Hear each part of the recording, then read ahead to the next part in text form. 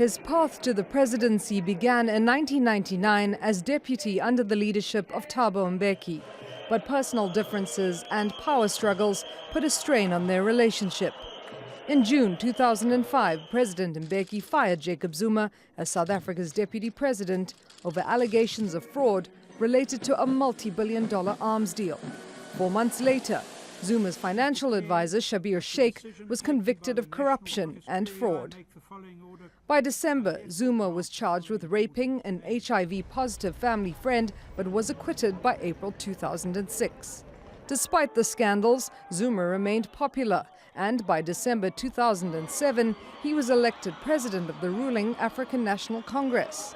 10 days later, Zuma was charged with fraud, corruption, money laundering, and racketeering. In 2009, Zuma was elected president just a month after corruption charges were dropped. In 2010, he announced a major overhaul to South Africa's HIV/AIDS policy, rolling out life-saving antiretroviral drugs. But his government faced criticism for poor economic performance, growing unemployment, poor service delivery, and corruption.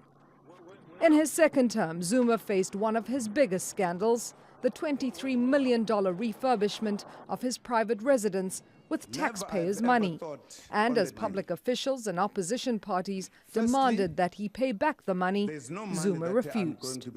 When is he paying the money as directed by the public protector? All I am certain about is that South Africans will remember all the bad scandals that Jacob Zuma was mired in. We are not going to forget those scandals. So I think that his will be a legacy of a very scandalous leader who did not know what to do with a nation.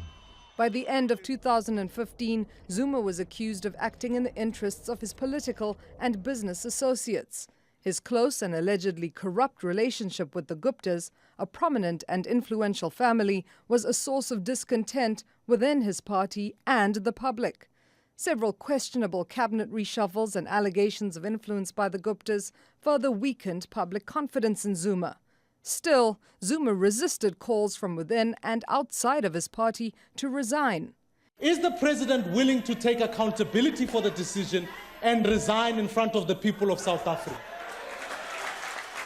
In 2017, Zuma returned to court to fight the reinstatement of decade-old corruption charges. Throughout this time, Zuma faced several motions of no confidence in Parliament. By December of that year, Deputy President of the ANC, Cyril Ramaphosa, replaced him as party leader.